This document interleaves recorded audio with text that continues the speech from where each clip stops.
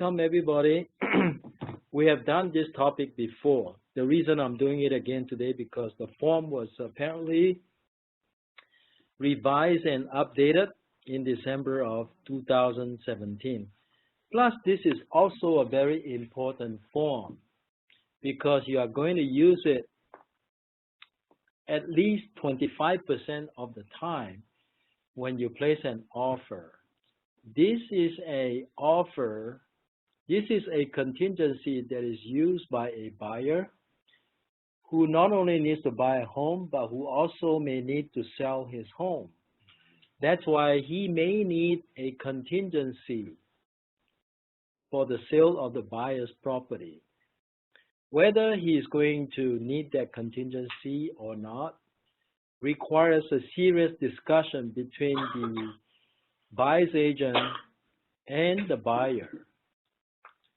And the decision to have that contingency or not have that contingency is a serious discussion. Because if you're in the Bay Area and if you're a buyer, you need to sell your home. And if you need to make that a contingency, your offer is less competitive. So should you have one or not have one depends on your situation. Okay, and we are here to talk about that. How do you go about making a decision like that? And that decision will depend on whether you have a buyer who has flexibility or not. Most people do not like to move more than once. Most people who wants to move once only. Is she talking? Yeah, go sit. That's right. Okay. Excuse me.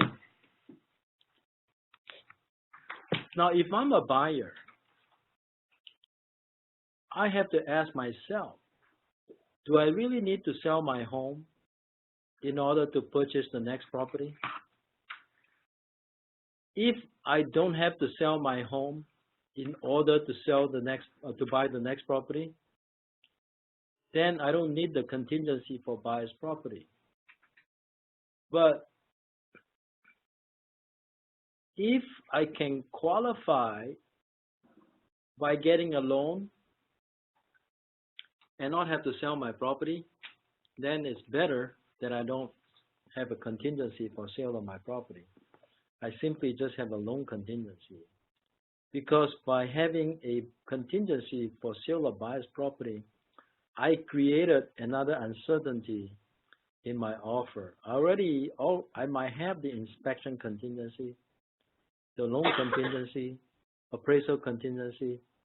Now I throw in the fourth contingency, which is contingency of sale of buyer's property.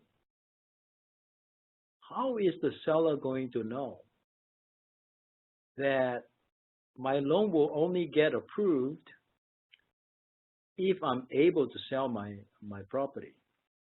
If you don't tell the seller that your loan might not get approved if your house is not sold, then the seller is not aware of it when the seller decides which offer to pick.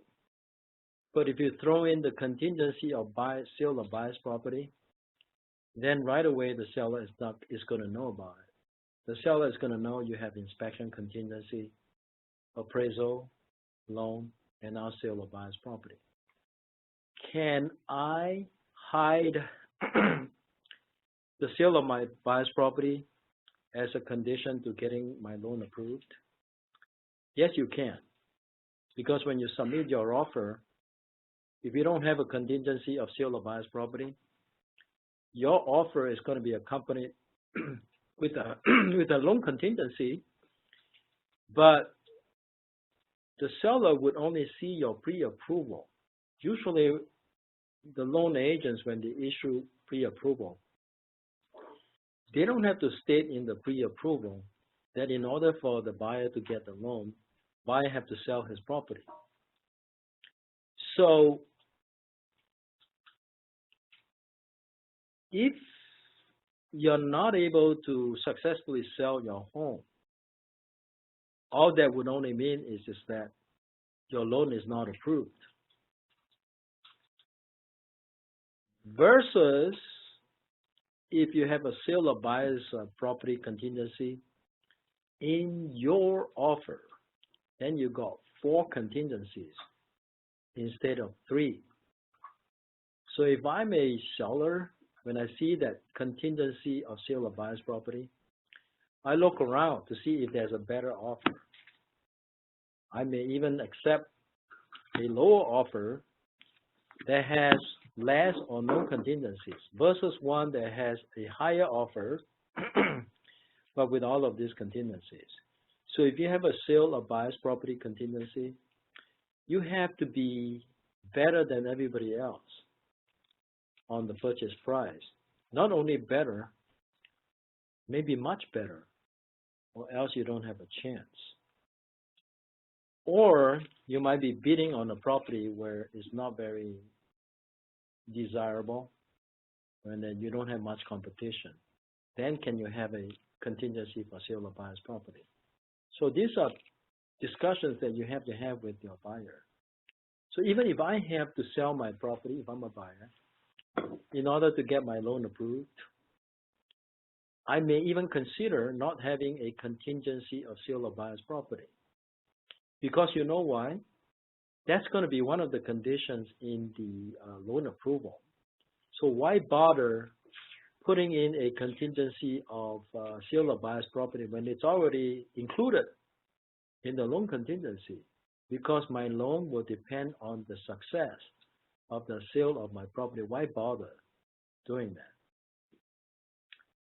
However, you may have a buyer who is paying cash on the property, but his cash has to come from the sale of his own property. In that case, he has a decision to make. Should he keep the contingency for sale or buyer's property or not have it? If he doesn't have it, then where is he going to get the cash? So as a practical matter, sometimes you may need to have a contingency of sale or buyer's property. So whether you need one or not is something you discuss with your buyer. But if you need one, this is the form we are going to use.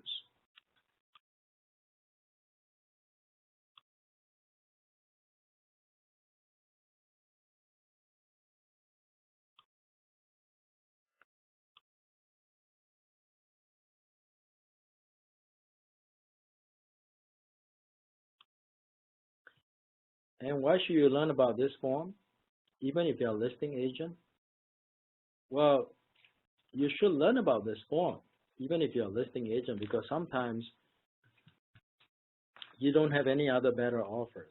All you have is a buyer who is able to give you the best price, and you have a seller who cares a lot about getting the best price. And your seller is inclined to pick that offer with the highest price, but that has that contingency of sale or buyer's property. That's why you also need to know about this form and how this form should be interpreted.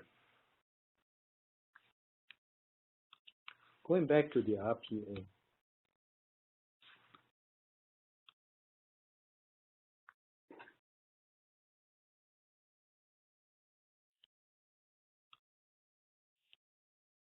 In your RPA, I think it's on page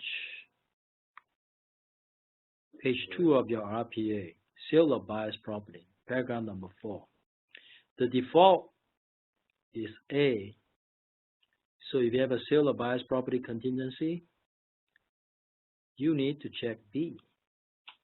This agreement and buyer's ability to obtain financing are contingent upon the sale of property owned by buyer as specified in the attached addenda. If you have your loan contingency and explained earlier, the approval of that loan is dependent on the sale of the buyer's property, Do you need to check this box, or should you just check the loan contingency box?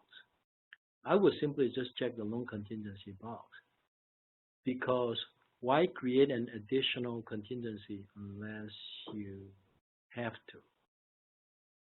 In fact, that is a loophole in the zip form. A buyer can actually hide this contingency by hiding behind the loan contingency, because the loan contingency depends on the success of the sale of his property. I wouldn't even check this box, correct? Wouldn't I simply just check the loan contingency box? I got one less contingency for the seller to think about, right? But if you are a listing agent, somehow you're dealing with a selling agent who doesn't know about this secret. And he goes away, he went ahead and checked here, and then he's going to provide you with a that other contingency form that we're going to go over today, okay? Then you need to be familiar with what's on it. But if you're a selling agent, you believe what I just said, you don't even need to check this box, because it's already included in your loan contingency, right? I can actually hide it very well. But if you have that form, you can see why that form is so disadvantageous for you if you're the selling agent, okay? All right, that's it. And now let's look at the other form.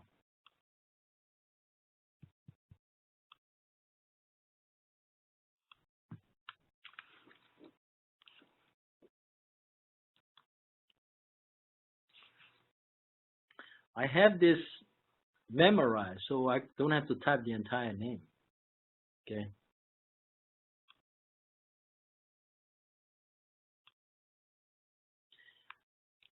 Contingency for the sale of buyer's property. This is an addendum to the purchase agreement, dated whatever the date is, and then the now on property known as seller's property. This is the property that the buyer is buying, okay? And then between that buyer, you see this buyer, the B is spelled with an uppercase. Somewhere in this form, you're going to see the word buyer spelled with a lowercase. They have two different meanings. The buyer with an uppercase is the buyer who needs the contingency for sale of buyer's property, okay? The one with the uppercase. And the seller is just the seller, okay? So between the buyer and the seller, you put the buyer's name here and the seller's name here. Sale of buyer's property. Paragraph 1, length of contingency. This agreement is contingent on the close of escrow of buyer's property. And again, the B is spelled with an uppercase, okay? Described as, obviously, the buyer's property will have a different address than the seller's property. So you got buyer's property address here, the one that he's selling in order to buy the seller's property, okay? And 1A talks about length of contingencies. There are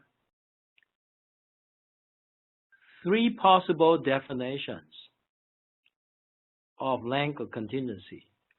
The first definition is based on the scheduled close of escrow of seller's property identified in the agreement.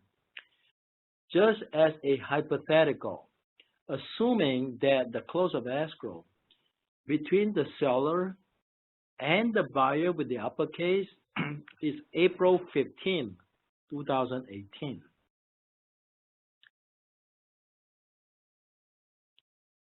Assuming that's the closing date. And then the second definition, date specified in paragraph 3. We will talk about paragraph 3 afterwards.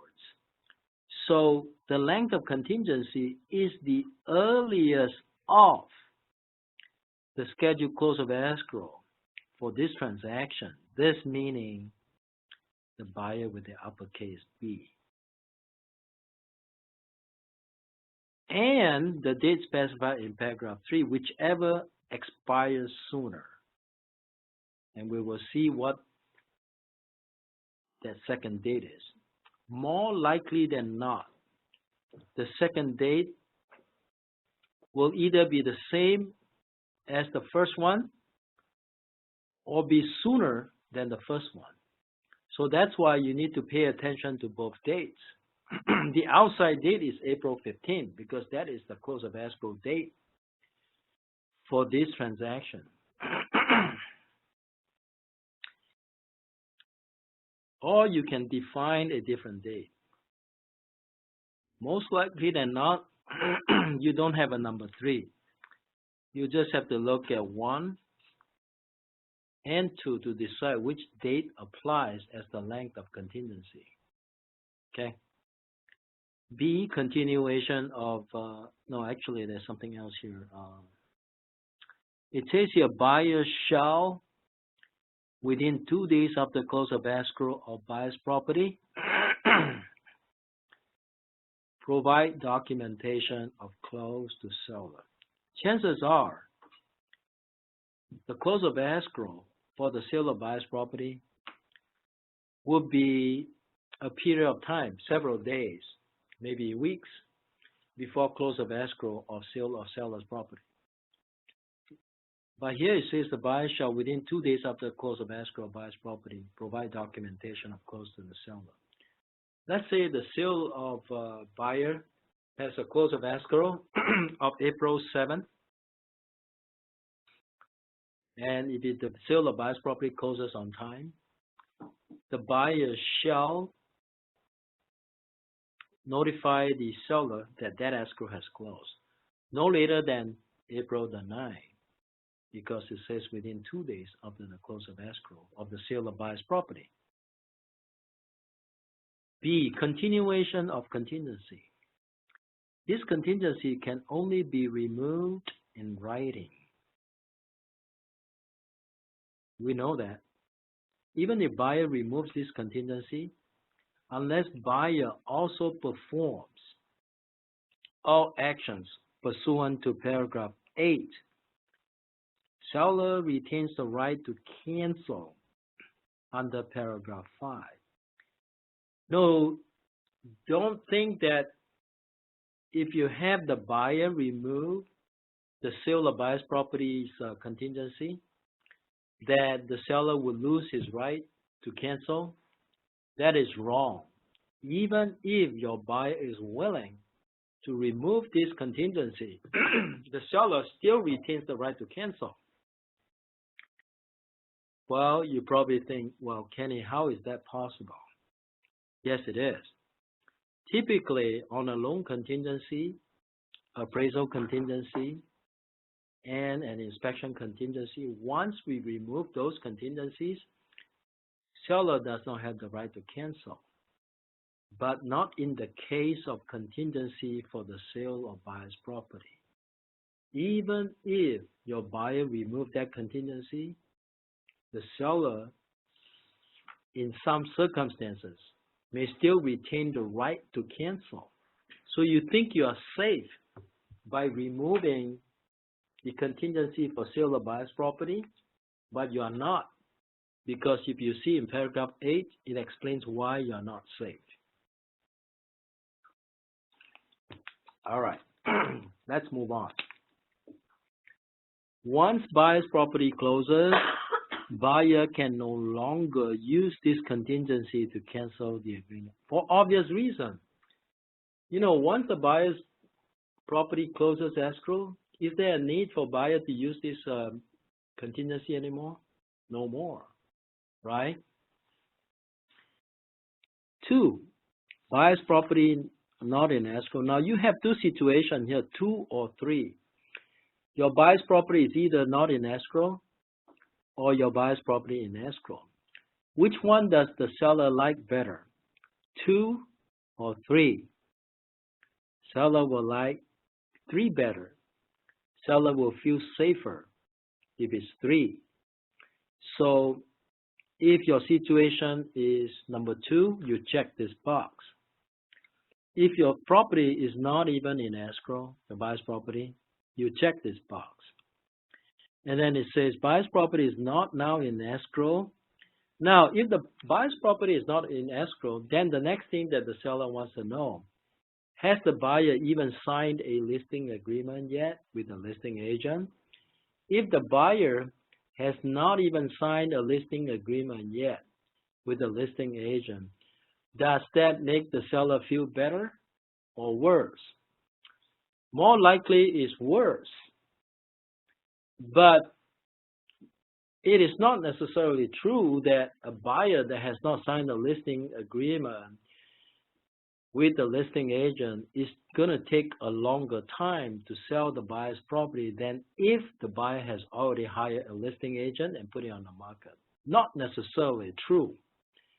A buyer who has not signed a listing agreement with the listing agent could possibly close escrow timely, even if he had not signed a listing agreement yet. A lot of that will depend on the listing agent's ability and also depend on the listing price. If I'm a buyer and need to sell my own home in order to make the next purchase, in order to get my home sold faster, what do I need to do? I need to hire a good listing agent to list it for me and at a very good price, at a price where I think it's going to sell. If I am not motivated to sell my own home, I am not going to be flexible on the purchase price. But if I am motivated to sell my own home, then I'm going to be more flexible in the purchase price. A buyer who has a property in escrow that he's going to purchase, and he needs the money to come from the sale of his property, is that buyer going to be motivated or not so motivated to sell his property? I would bet that he's motivated. So wouldn't you rather be a listing agent for a seller who is motivated to sell? So wouldn't it be, in a way, a good opportunity to make connection with a buyer who needs to sell his home in order to make the next purchase? Now, if you are a selling agent, you met a buyer who revealed to you that I need to sell my home in order to make my next purchase. You see two opportunities, right? Not one, you see two, correct? That's an awesome opportunity, right? Is it better to invest your time in a buyer who only needs to make a purchase but doesn't need to sell his home, or a buyer who absolutely needs to sell his home in order to make the purchase? It's a more difficult transaction because there's an extra wrinkle, there's an extra contingency. But potentially, you can make two opportunities for yourself. You don't know how important it is to be a listing agent until you have become one. Or maybe you have been bringing buyers to go see properties and have failed on many offers. It's really powerful to be a listing agent. So you get a chance. Of course, there's no guarantee that this buyer will let you list his home. Just because you're the selling agent, is there any guarantee that this buyer is going to let you list his home? No. But if you maintain enough connection, that this person trusts you enough, you can get two opportunities instead of one. But if the trust is not there, this person doesn't think you can sell his home, he's probably going to go with another agent to sell their home and just let you be the selling agent. But if you let another agent list his home, you might even get removed as the selling agent, right? So you could end up with two transactions, one or none, depending on your relationship with this buyer. Don't you want to build a strong relationship with this buyer? Now, if you're not a strong listing agent, you probably should contact a strong listing agent to co-list with you, so you don't lose this buyer. If you've never listed and the buyer found out you never listed, there's always that risk that the buyer's going to say, well, you know what, I'm just going to get someone else to sell my home, but I'll let you do the purchase for me. You could end up in that situation. But if you are a strong listing agent, you're going to get both, right? So shouldn't you become a strong listing agent? I'm sure everybody's nodding their head. And I'm asking you guys, what are you doing about it to become a strong listing agent? What do you need to do to become a strong listing agent? No, you need to build your skills. You got to have skills before you become a strong listing agent. How are you going to build skills if you don't practice, right? Like what we did this morning, right? You see how much confidence you can gain by practicing, right? You see how much you guys struggle with the script. You can't even handle the script properly, right? Because you have not memorized it. So the point I'm making is that, you know, you want to grab all opportunities, be a strong listing agent, right? Okay. Now let's go to this one here. Assuming that your buyer's property is not in escrow yet, then you have to indicate on this form whether it's listed for sale or not. Now, if I'm a seller, I feel better if it's already listed. If it's not listed, definitely I want to know who the listing broker is. Now, if I'm a listing broker or agent for this property that my seller is selling, and I know who the listing broker is, and if he's a strong listing broker, I feel more confident that this property is going to get sold. But if I see that this person is not a strong listing broker, I may not trust this contingency. So if you are representing a buyer, shouldn't you secure the listing first? Because you know why? If your buyer's offer doesn't get picked, and the reason is, and if it's reviewed by the listing agent, somehow your buyer found out about it, then you probably won't get the listing. But if you secure the listing first, before you submit an offer for the buyer, you already got the listing in your hand. So even if you don't get picked, at least you get the listing, right? And then try your luck on the next property that you're going to purchase. So that's why if you're not strong as a listing agent, and of course listing broker here, you will say Centermac Realty, okay? Now you wouldn't say Leo Zhang. Don't put your name here. Make sure you put down Centermac Realty. That way they don't know who the agent is. They know who the broker is, correct? So you put down Centermac Realty and then you put the MLS number, okay? So I guess maybe it doesn't matter because you don't put your name here, okay? Sometimes, you know what? Sometimes the listing agent may ask, well, who's the agent? I know who the broker is, but who's the agent? And then this one here will say, well, the buyer has how many days to enter into escrow for the sale of buyer's property? Now, if it's already listed for sale, then the listing agent for this property that's being sold to this buyer needs to know, how much time am I going to give the buyer to open escrow for the sale of the buyer's property? Should I give them 17 days? Should it be shorter?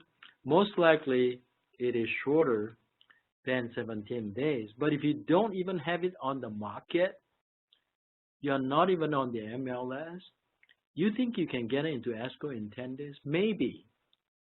Because you know why? You have to put it on the market, and then you have to do your door knocking, and then you have to do your open houses, and then you pray that your buyer will be satisfied with an offer, pick an offer, and put it in escrow. Certainly, the shorter the number of days, the more pressure your buyer is going to have. And if the more pressure the buyer is going to have, the more motivated your buyer is going to be, right? So I think realistically, you need about 10 days. 17 days will give your buyers more time, but 10 days is more likely what the listing agent is going to give your buyer. They will not give your buyer too much time. Okay, so you have a lot of pressure. That's why I don't really want this contingency on my offer if I can avoid it. Because if all I have is just a loan contingency, right? And then in the end, if I ask for an extension, the buyer, the seller may not even know why I need an extension. Because you know why? There may be multiple conditions on the approval with conditions. One of them is the sale of the buyer's property, and there may be a couple more conditions. Now, if they don't ask to see the conditions, and if I communicate with the listing agent and simply tell the listing agent I need extra time for my loan, they won't even know that the reason for me needing extra time is because I could not sell my buyer's property, right? Now, if they ask for it and they found out, hey, it's not your fault because you're not required to put it on your offer. If they don't ask questions, they don't find out about it, it's really not your problem as a selling agent. There is no deceit there. All I'm telling you is that I have this loan contingency, and you let me have that loan contingency. And that loan contingency is dependent on the sale of the buyer's property. And you didn't know about it because you didn't ask the right questions. All right? So I would avoid it if I can. But since the listing agent sometimes they do not see this coming, all they see is just a contingency for sale of buyer's property. So you need to learn about this form. Okay. All right. And then it says copies of the contract, escrow instructions, and all related documents showing that buyer's property has entered into escrow. This is what we call that. Buyer shall, within the time specified, provide seller with copies of the contract, escrow instructions, and related documents showing that buyer's property has entered into escrow. So if I put down 10 days here, after 10 days, myself as the buyer's agent will have to provide to the listing agent a contract, escrow instruction, as proof that escrow was in fact open. If the listing agent neglected looking for this document, then the listing agent is not doing his job. He did not enforce the 10-day requirement. If I'm a listing agent, 10 days up, certainly I will contact the buyer's agent and say, well, where do you have any proof that the escrow has opened? Because you're supposed to have opened escrow within 10 days, right? Okay. And if it's not number 2 situation, then we just skip this paragraph altogether. If it's number 3, now, as the buyer's agent, you better hope that it's paragraph 3 situation. Hopefully, you would have gotten the listing agreement already before you place an offer. You can actually persuade your buyer to let you do the listing before you even submit the offer by saying to your buyer that the listing agent will have more confidence in your offer if they knew you already have a listing versus they found out you don't even have a listing agreement. I just taught you some trick on how to secure your listing agreement if you represent the buyer, right? Isn't it more persuasive letting the buyer know that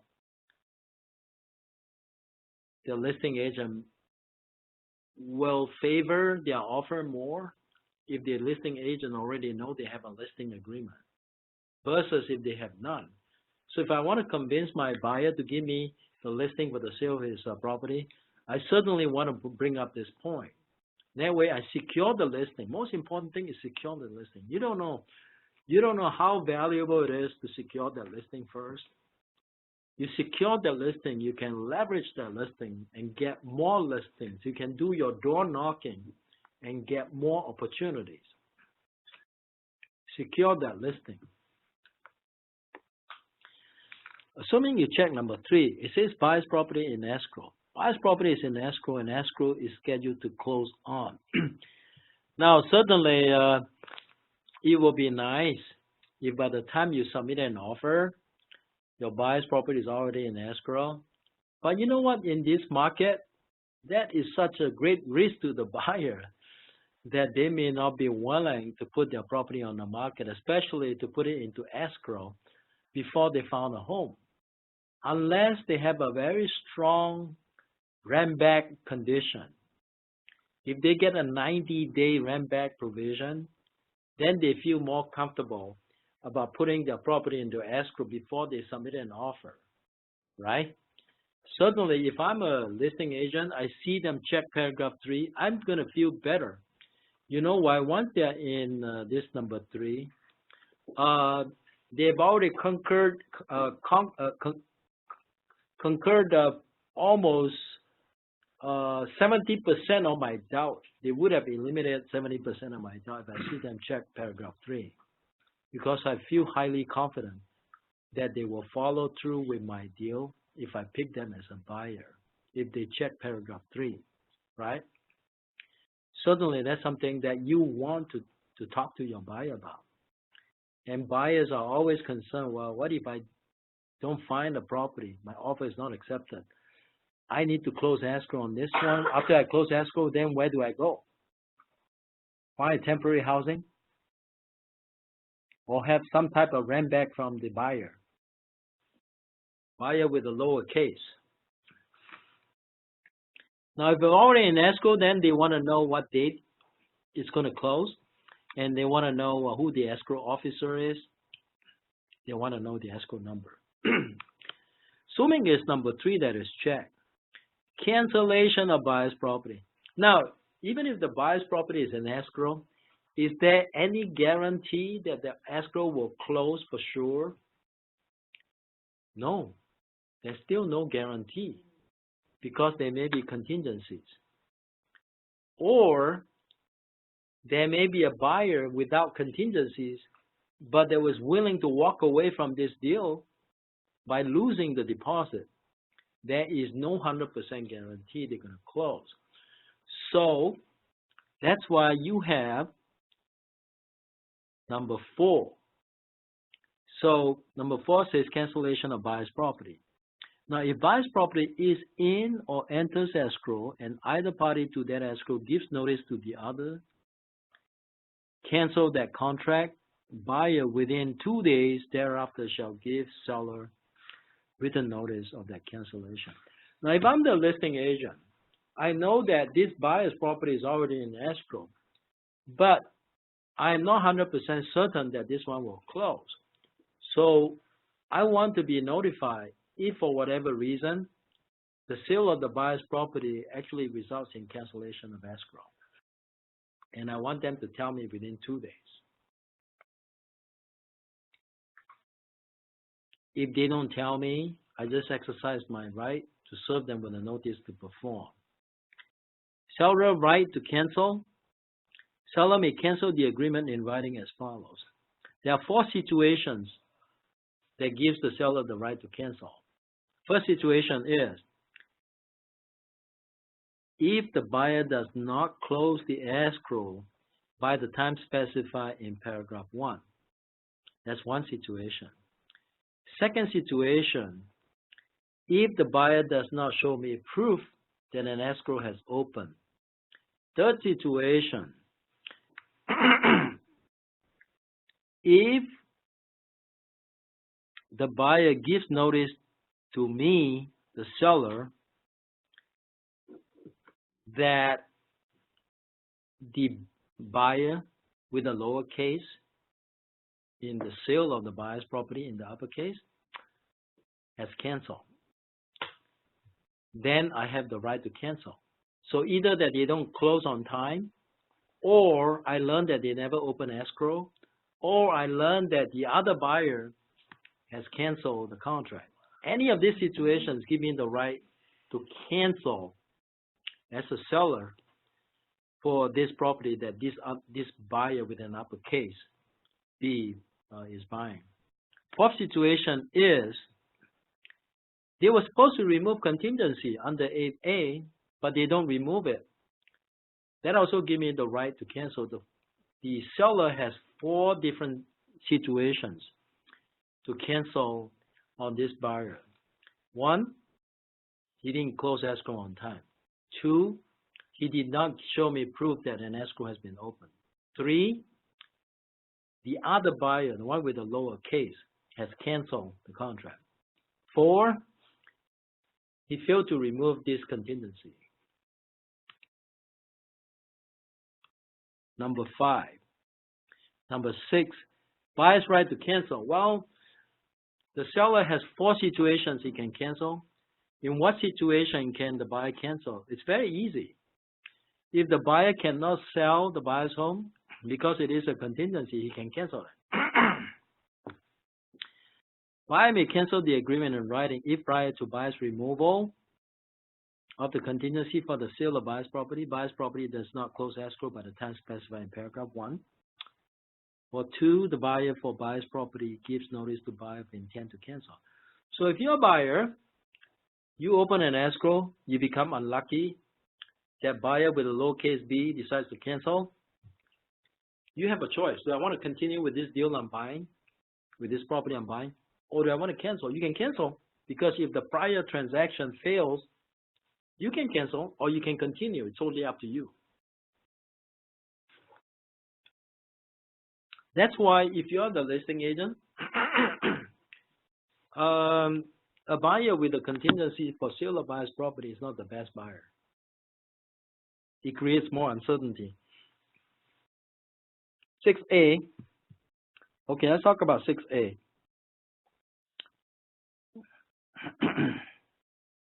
Time periods. Time period is this agreement for inspection, contingencies, covenants, close of escrow, and other obligations shall begin as specified in the agreement or the day after buyer delivers to seller any of the following. Well, if you are a buyer's agent, would you check this box or would you use the default? Which one is better for you? I will put less pressure on myself and my buyer by checking this box, because the time period does not begin to run until the day after buyer delivers to seller any of the following: the escrow evidence, buyer's election in writing signed by buyer to begin time periods, or 3, buyer's removal of contingency for the sale of buyer's property. I would rather check this box if I'm a buyer, because the time period does not begin to start until I am in escrow with the buyer. Less pressure on me. Okay? But if you are the listing agent, you certainly don't want this box checked.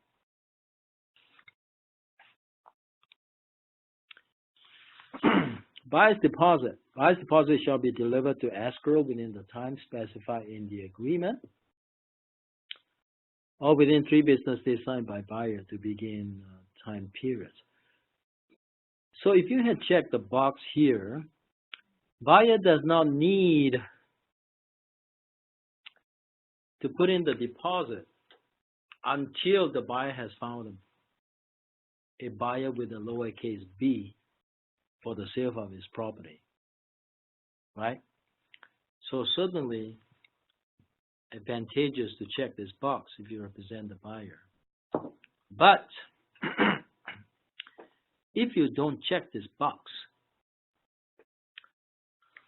you're supposed to deliver your deposit not from 3 business days from the opening of escrow for the sale of your property, but from 3 business days of the signing of the contract between you and the seller. That is the norm anyway.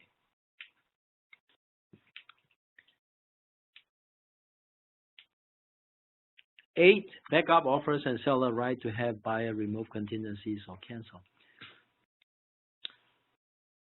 If you are a seller, you're dealing with a buyer with a contingency or sale of buyer's property, you want to be able to entertain backup offers? Yes, right? Yes. You feel safer, right? Mm-hmm. So if I pick an offer that give me the highest price, the best offer in terms of price, but not so good offer because it has a contingency for sale of buyer's property, I better have a backup, right? And this provision actually give me the right to have a backup. So it says, after acceptance, seller shall have the right to continue to offer seller's property for sale for backup offers. If seller accepts a written backup offer and provides buyer a copy of the signed accepted backup offer, then two things can happen. One, immediate right to notify buyer to remove sale of buyer of this property contingency. So as soon as I get a backup offer, let's say for example, I mean realistically, I got multiple offers on my property. The guy who made the best offer has a contingency for the sale of buyer's property. The guy who has the second best offer doesn't have such contingency. So, but the guy who made the best offer is the one that I have hope of getting the most money for my seller. But at the same time, I have a backup offer. So what will happen is that I accept the first offer and I immediately ask this buyer to remove the contingency of the sale of his property. That puts the buyer in a very difficult situation. Now you see why you shouldn't use this form if you can avoid it. You create all kinds of problems for yourself, right? Because immediately after the seller found a backup offer, and which is very easy in the Bay Area. I pick the best one, and then I use a backup offer to force the best one to remove their contingency, right? Immediately after, I accept this one, and then I immediately accept a backup offer, and then suddenly I email this backup offer to the first buyer and say, please remove your contingency. This buyer is not like, what? Now, if you're the buyer's offer, what can you do to avoid this situation? By checking the right box. If you check the right box, you may be able to avoid it.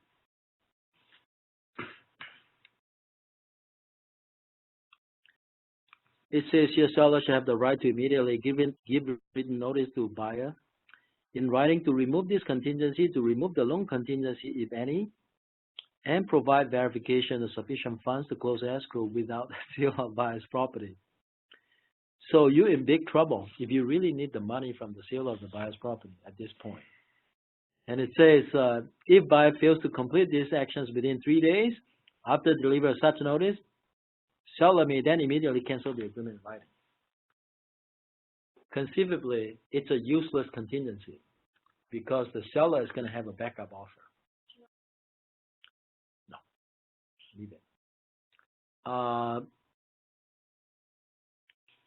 If you represent the buyer, please remember to check box B. If you check box B, you avoid the trouble that that paragraph A is going to give your buyer. If you check this one, oh yeah, please get that. It could be FedEx. Yes. Delayed right to notify buyer. If you check box, you are safe for now anyway. It says seller shall not invoke the notice provision in paragraph 8A within the first 17 days after acceptance or during the term of this agreement. If you have B, you totally eliminated paragraph A. Okay? Give me a moment. Oh yeah, happy birthday. 115. So got that? Make sure you check box B if you represent the buyer. If you forgot, God bless you. Right? Shouldn't it be God bless you if you forgot? Yes, God bless you on that one. Okay. So that's why it's important to check box B right here. Okay. So so this form here, it's very complicated, but it is a form where both the listing agent and the selling agent needs to be familiar with. So when you do the negotiation, you can decide how you want to negotiate this thing. Are you going to be a tough negotiator with the buyer if you're the listing agent? Or you're going to let the buyer have certain conditions so that the buyer feels safe in buying your property, because sometimes you may not have another buyer. That could be your only offer. So how tough or how lenient you want to negotiate this contingency will really depend on the situation. You get like 10 multiple counter offer, certainly you're going to be very tough on this buyer if he insists on having this contingency. Now, if you're the buyer agent, if you remember what I told you earlier, forget about this contingency. Just use the loan contingency. You avoid all of these problems if you just use the loan contingency. Correct? All right, that's it. Okay, thanks.